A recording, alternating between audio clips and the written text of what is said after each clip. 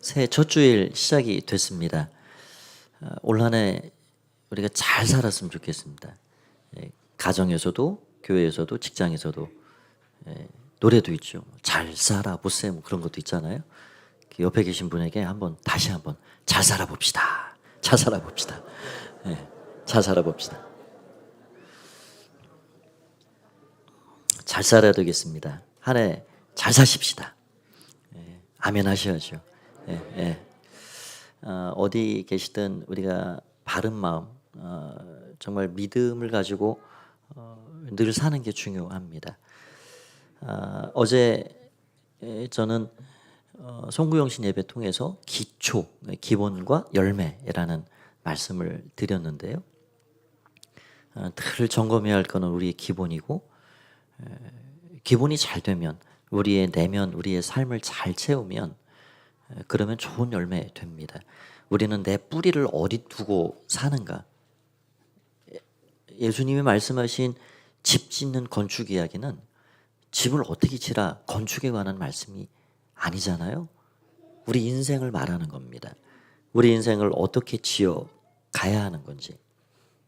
그래서 우리의 내 삶의 기초는 과연, 내 뿌리는 과연 어디에 두고 내 인생의 집을 지어가고 있는지, 그것을 우리에게 가르쳐주고 있는 것입니다. 기본을 잘해서 좋은 나무가 되면, 좋은 양분을 받은 좋은 나무가 되면 좋은 결실은 자연적으로 맺어지게 된다 하는 것이 어제 우리가 송구영신 때 살펴보고 생각한 말씀이었습니다. 오늘은 우리가 새해를 시작하면서 우리 마음의 이러한 출발과 더불어 좋은 변화와 더불어 하나님께서 예배하신 은혜를 이 안에 우리가 다 받아 누릴 그런 마음의 준비가 필요한데, 그것을 토양 작업이라 생각한다 그러면 우리 마음에 이 기경해야 될 것들이 무엇이고 작업해 나가야 될 것이 무엇인지를 잘 살펴보는 그런 시간들로 이 주일의 말씀을 좀 드리고자 합니다.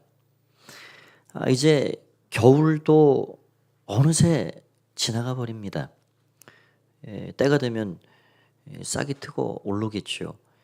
봄이 되면 농부들은 참 바빠져요. 밭이나 논에 그 딱딱하게 굳은 그 땅을 갈아엎어야 되죠. 그걸 기경한다 말합니다. 밑에서부터 확 갈아엎어야 산소를 넣어주고 거기에서 미생물이 활동하고 그 땅이 살아나는 거죠. 생기를 넣습니다. 그래야 씨를 뿌릴 때 그 씨를 받을 좋은 최적의 환경을 만들어 놓아야 그 씨가 뿌리내리고 싹을 틔울 수가 있는 겁니다. 하나님께서 아무리 좋은 크신 은혜를 예비하시고 우리의 삶에 부어 주신다 해도 우리 마음의 밭이 기경되지 않으면 그 싹을 틔울 수 없습니다. 그래서 우리 마음의 이 토양 작업, 우리의 삶의 토양 작업, 우리 교회의 토양 작업, 이것이 굉장히 필요한 것이죠. 그래서 오늘은 교회는 어떤 곳인가? 우리가 교회의 공동체로 부름을 받았는데 교회는 과연 어떤 곳인가 하는 것을 생각하면서 매주 짧지만 단순한 그런 말씀으로 함께 생각하고 나눠보고자 합니다. 오늘 말씀의 제목은 교회는 병원입니다. 저를 한번 따라서 해보시겠습니까? 교회는 병원입니다.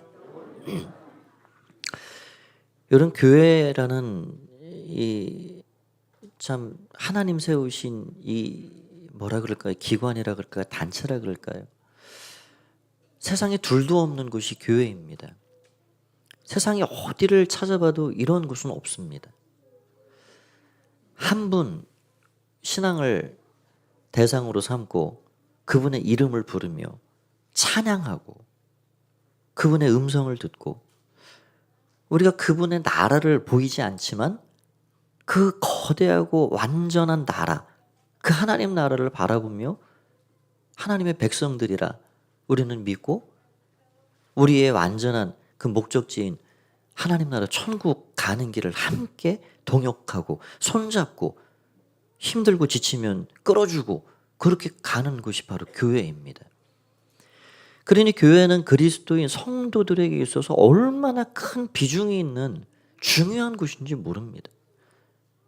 제가 전도 시절에 어떤 교회 분란이 있는 장로님 한 분 얘기를 들어보니 뭐 그분뿐이 아니죠. 뒤로 여러분의 이런 이야기를 들은 바에 의하면 교회가 힘들면, 교회가 분란이 생기고 어려우면 아무것도 안 된다는 거예요. 손에 아무것도 안 잡힌다는 거예요. 교회가 불안하면 가정생활도 불안하고 직장 가서 손을 뭘 잡고 일할 수가 없다는 거예요. 그러니 그리스도인 성도들에게 교회가 얼마나 중요합니까? 교회의 평안은 곧 가정의 평안입니다. 교회의 평안은 곧 직장의 평안입니다. 교회의 평안은 내 마음의 평안입니다. 제가 그래서 그 장로님 이야기를 들으면서 두 가지 생각이 났어요. 한 가지는 이 장로님은 온통 그 마음에 교회가 가득하구나. 밤잠을 못 주무시면서 교회 걱정하시고 교회를 위해 사시는 분이구나. 또 한 가지는 모든 믿는 신자들에게 있어서 교회는 이렇게 중요하구나. 교회가 평안해야 우리 모든 삶이 평안하게 되는 거구나. 그거를 그때 깨닫게 되었습니다. 여러분, 교회는 소중한 곳입니다. 좋은 교회를 만나면 인생의 방황이 끝난다 그러잖아요. 우리 가포교회가 올 한 해 더 하나님이 기뻐하시는 좋은 교회가 되어지기를 소원합니다. 교회 생활이 평안해야 우리 모든 일상이 평안하게 갈 수가 있는 것이죠. 그런데 오늘날 이 땅에 서 있는 교회들의 모습은 어떠한지요? 많은 사람들이 교회에 찾아와서 자신이 생각한 기대치를 충족하지 못합니다. 교회에 대한 어떤 그 기대치에 만족이 안 되고 오히려 실망과 좌절을 느끼고 때로는 환멸을 경험합니다. 저것은 천국이겠지. 저 교회 다닌 사람들은 우리와 다르겠지 라고 기대하고 오지만 교회에 더 가까이 들어올수록 저들도 우리와 다르지 않구나. 저들은 사랑하고 용납하고 용서하고 서로 위해주고 보듬어주고 그렇게 할 줄 알았는데 똑같이 다투고 싸우고 갈등하고 저들도 우리와 별반 다른 게 없구나. 그런 마음 가운데 실망을 하고 때로는 그것이 깊어지면 가난한 성도가 있는 거예요. 여러분, 우리 대한민국 이 땅에 통계적으로 가난한 성도가 몇 명인 줄 아십니까? 가난한 성도 아시지요? 교회 안 나가 성도가 가난한 성도입니다. 내 종교는 기독교입니다. 나는 하나님을 믿습니다. 라는 분들 중에 교회 현장으로 나오지 않는 분들이 200만 명이나 된다는 거예요. 코로나를 지나면서 그 현상은 더 가속화되었습니다. 여러분, 많은 사람들이 교회가 천국인 줄 알고 찾아오지요. 그러나 교회가 과연 천국인가? 오늘 우리가 읽은 이 에베소서에 나오는 이 에베소 교회를 한번 생각해 보겠습니다. 우리 예수님이 바라보시는 이상적인 교회는 과연 어떤 모습인가? 여러분, 에베소 지역은 경제적인 면에서, 지리, 교통의 면에서, 문화적인 면에서 대도시였습니다. 그리고 월등한 도시였습니다. 예수님 태어나시기 400년 전에 생겨난 도시가 에베소인데요. 이미 그 당시에만 해도 대로가 뚫려 있는, 도로가 나 있는 도시였습니다.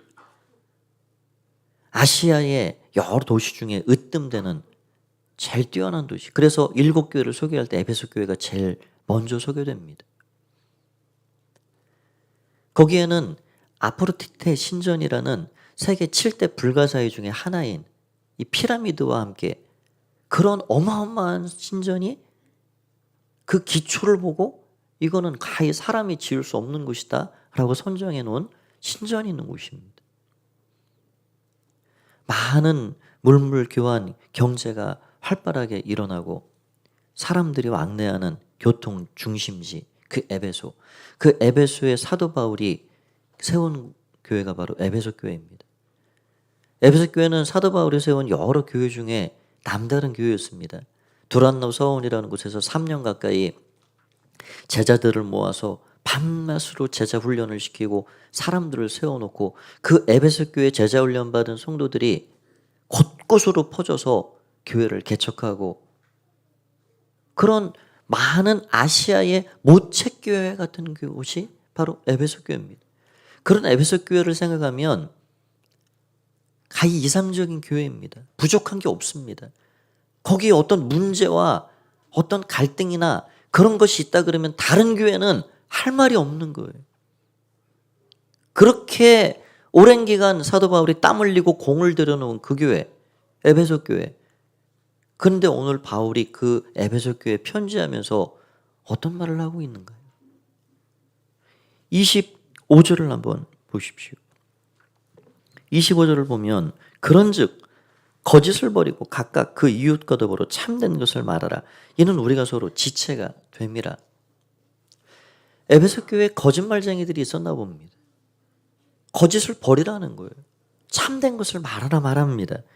26절을 보면 분을 내어도 죄를 짓지 말며 해가 지도록 분을 품지 말고 혈기 부리는 사람도 있는 것입니다. 28절을 보면 도둑질하는 자는 다시 도둑질하지 말고 돌이켜 가난한 자에게 구제할 수 있도록 자기 손으로 수고하여 선한 일을 하라. 심지어 그 교회 구성원 중에는 도둑질을 일삼는 사람이 있었던 것 같습니다.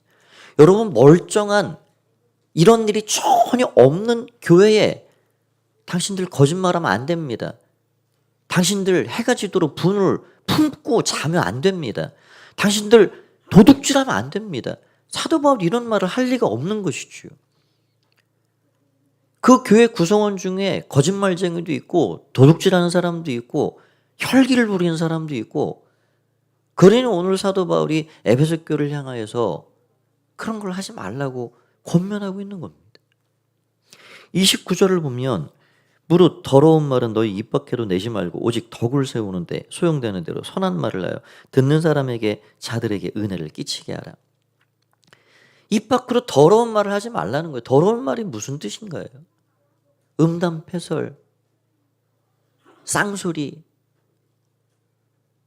저 세상에서나 어디 들어볼 수 있는 그런 말을 입 밖으로 내는 사람들도 있었던 것이죠.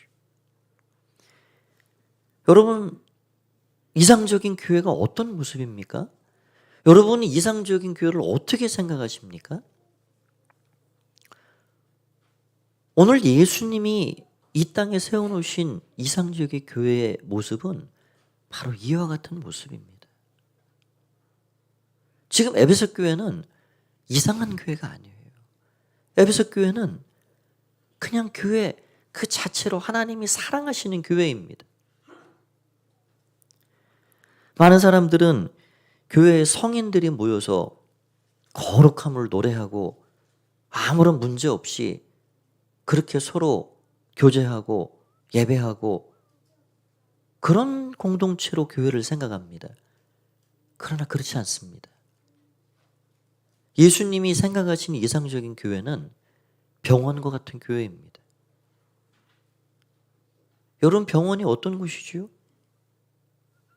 병원은 아픈 사람들이 오는 곳이에요. 여러분, 우리 인생에 다 아픔이 있잖아요. 몸이 건강하다고 두 눈 뜨고 멀쩡히 산다고 다 건강한 것이 아니잖아요. 영혼이 아파요.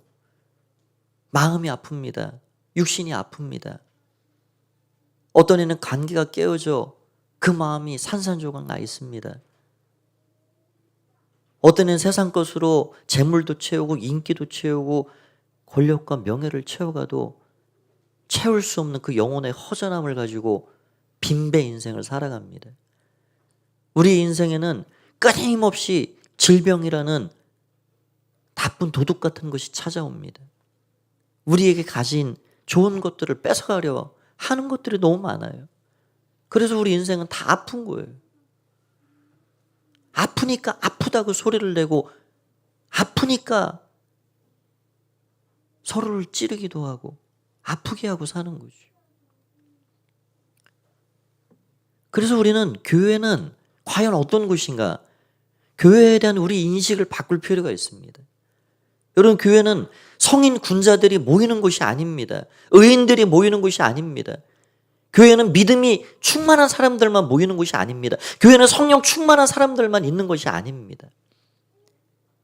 교회는 아무 문제 없는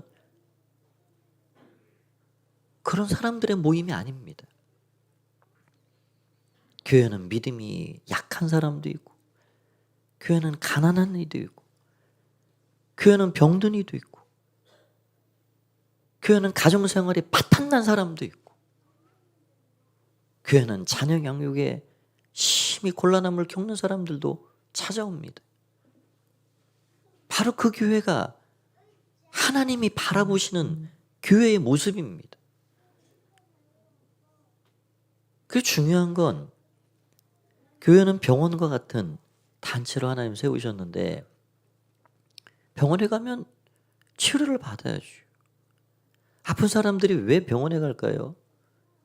고치기 위해 가는 겁니다. 고치기 위해 그 병원을 찾아가서 거기서 새로운 건강한 몸을 입고 나와야 되는 거죠. 그래서 치료해주는 교회, 사람들을 세워주는 교회, 그런 교회의 모습이 우리 교회가 되어야 합니다. 그런 분위기를 잘 만들어줘야 돼요.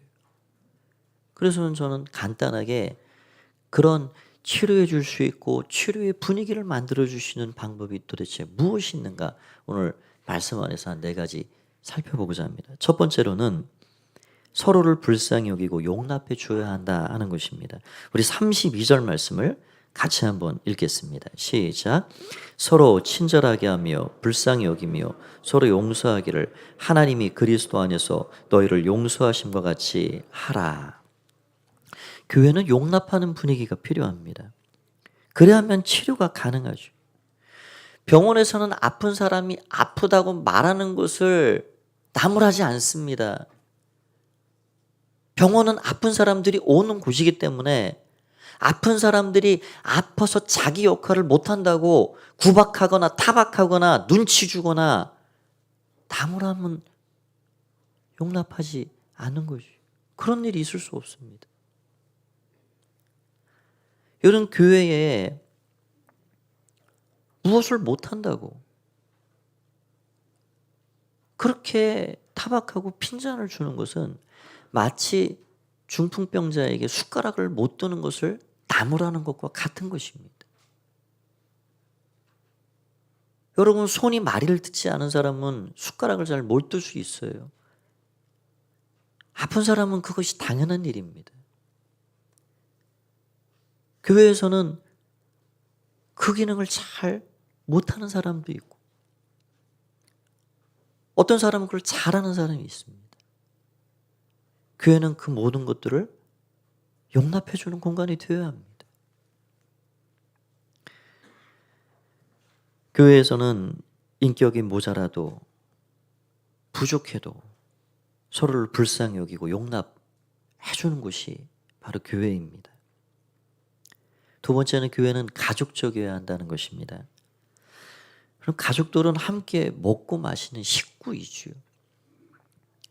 가정이라는 것은 모든 것이 무장해제된 공간입니다. 이 가정 안에는 그 어떤 것도 포장이 필요 없어요. 여러분, 가정 안에서 남편 앞에서 아내 앞에서 자식들 앞에서 눈치를 보고 삽니까? 그런 가정은 점검할 필요가 있어요. 오직 가정에서 부담을 가지고 살아갈 수 있습니까? 가정은 그런 곳이 아니에요. 가정에서는 포장할 필요 없어요. 모든 것이 다 오픈되어 있고 무장해제된 곳입니다. 그곳에서는 아픈 것 아프다 말할 수 있고 그 소리를 들어줄 수 있는 곳이, 그곳이 가정입니다. 가족 누군가, 우리 자녀들, 미숙한 자녀들이 어떤 실수를 해도 허물이 보여도 그것을 온 동네 방네 소문을 퍼뜨리고 내 자식 이런 일 했어 이야기하고 다니지 않습니다. 가족은 덮어주는 곳이에요.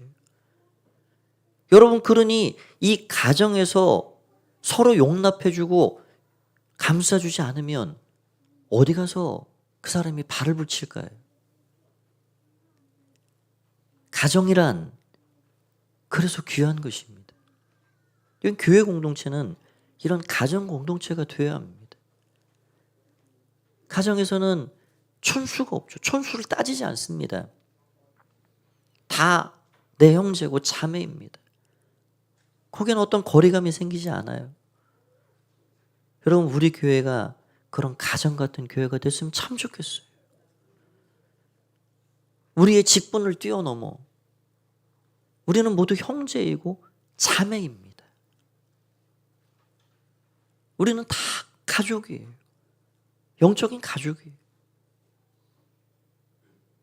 여러분, 그런 의미에서 한번 오늘 인사를 좀 많이 하는데 옆에 자매님이 계시면 권사님 하지 마시고 자매님 우리는 가족입니다.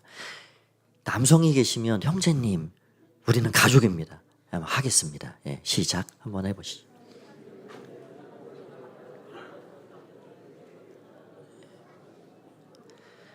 예, 우리는 다 형제고 자매입니다. 우리는 가족이에요. 사도 바울 선생님이 끊임없이 우리에게 가르쳐주고 있는 것은 한 몸 된 공동체입니다.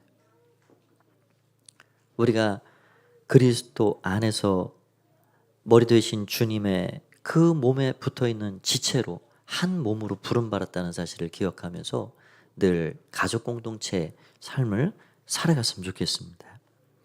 세 번째로는 긍정적인 분위기가 필요합니다. 오늘 본문을 보면 하지 말라 하는 것이 있어요. 경계의 말씀이죠. 분을 품지 마십시오. 도적질하지 마십시오. 더러운 말을 입 밖으로 내지 마십시오. 성령을 근심하게 하지 마십시오. 그런데 이러한 것으로 만족지 않습니다. 바울은 하지 말라를 넘어서 하라라고 더 적극적으로 긍정적인 표현을 해주고 있습니다. 참된 것을 말하십시오. 선한 일을 하십시오. 은혜를 끼치게 하십시오.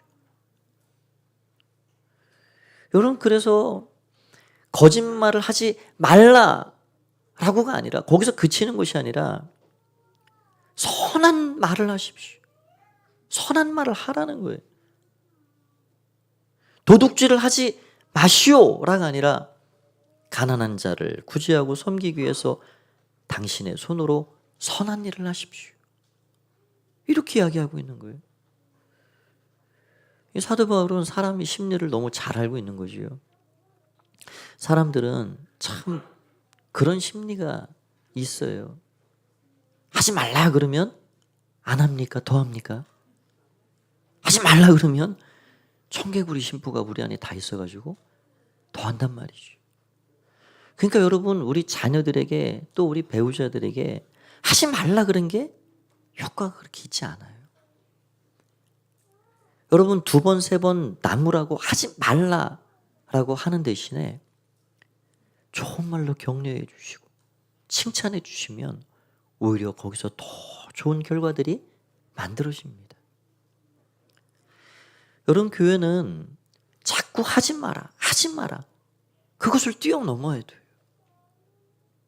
서로 우애해주고 격려해주고 칭찬해주고 북돋아주고 선한 일을 도모하라는 거예요. 자꾸 좋은 것들을 함께 협력해서 이뤄 가라는 겁니다. 우리 교회가 합시다 하면 됩니다. 이런 긍정적인 분위기가 잘 만들어져서 누구든지 이 안에 들어오면 위축되고 자유를 빼앗기는 경직됨이 아닌 소망을 품고 할 수 있는 힘과 용기를 얻는 그런 좋은 공동체 되기를 원합니다. 그런 교회가 치료의 가능성 있는 교회, 그런 긍정적인 분위기가 있는 교회에 들어오면 몸과 마음을 치료받을 수가 있는 것입니다. 마지막으로는 치료는 소그룹 안에서 일어나는 것입니다. 치료는 작은 소그룹 공동체 안에서 일어납니다. 그래서 교회는 이렇게 전체가 모여서 함께 예배드리는 이 시간도 굉장히 귀하지만 함께 목장으로 서로 만나는 거예요. 5명도 만나고 10명도 만나고 그 목장에 소수의 인원이 함께 모여서 때로는 밥도 먹고 차도 마시고 아픈 이야기도 나누고 등도 두드려주고 손도 붙잡아주고 그러면서 함께 기도해주고 거기에서 치료가 일어납니다. 거기서 회복이 일어납니다. 그래서 교회는 소그룹이 얼마나 중요한지 모릅니다. 하나님께서 교회를 세우시고 작은 무리를 통해서 2-3 사람이 모인 그 중에 내가 너희 중에 있을 거라 말씀하시며 많은 죄인들을 불러주시고 상처 입은 사람들을 불러주셔서 그들을 그 작은 소그룹 공동체를 통해 치료해 주시고 회복시켜 주시는 그런 놀라운 일들을 행해 가고 계십니다. 올 한 해 우리가 이런 거룩한 열망과 꿈을 품고 갔으면 좋겠습니다. 여러분이 속한 선교회를 귀히 여기시고 여러분이 속한 목장을 귀히 여기십시오. 그래서 이 안에서 여러분들이 함께 믿음 안에 교제하고 함께 기도하면서 하나님 나라를 거기서 만들어 가시길 바랍니다. 우리 교회가 여기 붙어있는 표어 말씀처럼 방황하는 한 영혼 한 인생을 마음에 품고 구원하여 주님 따르는 복된 사람으로 만들어가고 예수님처럼 사랑하고 섬김으로 정말 병원 같은 교회가 되어서 수많은 아픈 사람들이 찾아 들어와 하나님 은혜의 손길을 경험하고 맛보고 그래서 몸도 마음도 영혼도 새롭게 함을 받아 건강을 되찾고 할렐루야 찬양하며 천국의 삶을 살아가는 놀라운 일들이 이 안에 우리 가운데 충만해졌으면 좋겠습니다. 이 안에 그렇게 우리 함께 출발하십시다. 함께 그 길을 걸어가는 귀한 동역자가 되어 주셨으면 좋겠습니다. 한 주간의 모든 삶에도 하나님의 은혜가 충만하게 넘쳐나시기를 간절히 축원드립니다. 말씀 주신 하나님께 한번 큰 감사로 영광의 박수 올려드리겠습니다. 다 함께 자리에서 일어나셔서 우리 오늘 찬양 우리 찬양대가 부른 찬양을 저도 골랐는데요. 오늘 우리 첫 주 출발하면서 우리가 얼마나 귀한 사람들인가, 얼마나 귀한 존재들인가, 우리가 주의 은총을 받은 사람들이라 하는 것을 우리 다시 한번 기억하고 새해를 믿음으로 힘차게 우리 나아갔으면 좋겠습니다. 여기에 모인 우리 함께 찬양하고 함께 기도합니다. 여기에 모인 우리 주의 은총 받은 자여라. 주께서 이 자리에 함께 계심을 아노라. 언제나 주님만을 찬양하며 따라가리니 시험을 당할 때도 함께 계심을 믿노라. 이 믿음 더욱 굳세라. 주가 지켜주신다. 어두운 밤에도 주의 밝은 그 힘도 주신다. 주님이 뜻하신 일, 주님이 뜻하신 일 헤아리기 어렵더라도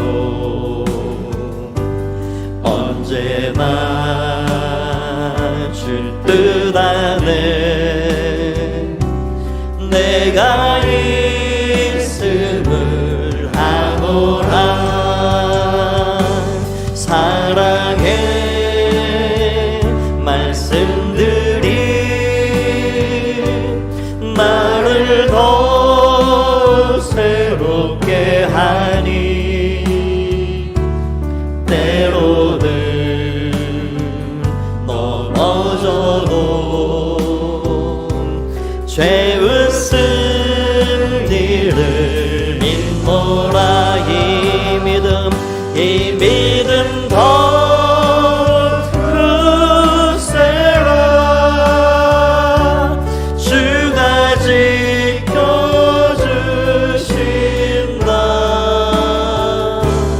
어두운 밤에도 주의 밝은 믿음도 와겨주. 이 믿음 더 크세라. 이 믿음 더 크세라. 주가 지켜주신다.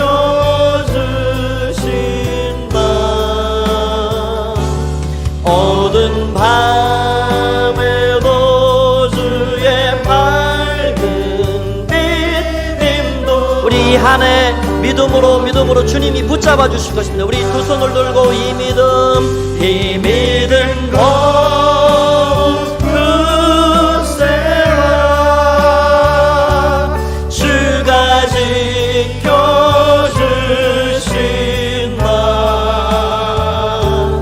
어두운 밤에도 주의 밝은 빛도 하여 주신다. 이 시간 함께 한번 기도하겠습니다. 하나님, 우리 교회는 하라 하지 말라는 율법이 존재하거나 서로를 정죄하고 판단하는 그런 일이 많아지거나 그렇지 않게 해주십시오. 우리 가정에서도 서로에게 책임을 떠넘기고 서로를 탓하는 일들이 많아지지 않게 해주십시오. 하나님은